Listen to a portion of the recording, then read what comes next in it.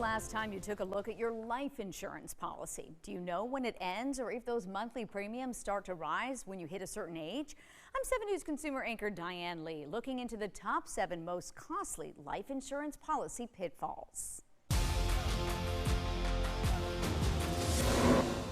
Oh, be gentle. To say that Minnie Thomas leads an active life is an understatement. 2 decades after most have retired, this Greenville grandmother still goes to work every weekday. Everyone will be shocked by this, but because of the nature of the story, do you mind if I say your age in the story? No, okay, absolutely. So you're 80, you turned 84. Yes. And if anyone could live past 100, it's Thomas, which is why a recent discovery about her life insurance was so upsetting. I was never properly informed about the premiums. This year, Thomas learned the same policy that charged her just $13 monthly for the first 18 years had crept up so much over the last decade, she would soon have to pay more than $200 a month.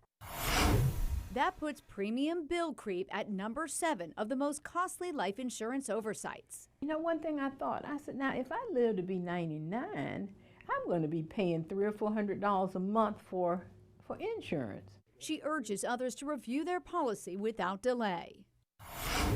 Number 6, guaranteed acceptance. Cam Smith with Southern Insurance Group says unless you're in very poor health, steer clear of guaranteed policies that require no screening. When you sign up for it, it's got a 2-year waiting period on it. I have had hundreds of clients over the years say, yeah, I got this policy and I think it's got a 2-year wait on it. I'm like, why did you do that?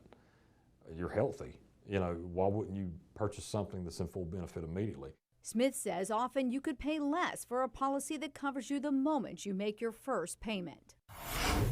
Number 5, not understanding universal life. Universal is a type of life insurance that can be complex because you must pay close attention to annual statements that explain how to properly fund the policy. If you don't alter payments as you age, you could shrink or lose coverage. It's sad sometimes because people think they've got something, they're good for life, and they're not. Number 4, missed payments. Even if it's unintentional or because of memory problems, a missed premium payment can quickly lead to a lapsed policy. Some plans offer no grace period beyond 30 days, which is why direct deposit is crucial. Number 3, failing to negotiate. What's the biggest mistake you see? Big mistake is not negotiating the commission. People don't realize that you can negotiate the commission. Glenn Daly, a fee-only insurance consultant, filled us in on what many agents who get commission won't tell you.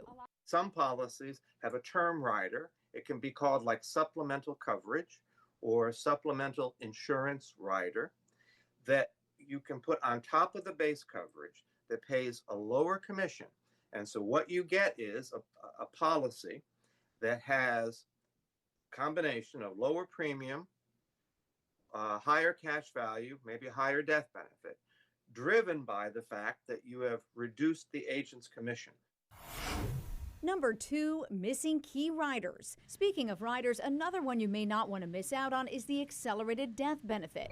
It allows policyholders diagnosed with terminal or chronic illness to receive a partial payout while still alive, which made all the difference for one of Smith's late clients. He ended up getting a $250,000 benefit to help his family pay medical bills and keep his final expenses because of that rider. And number 1, confusing term with whole life.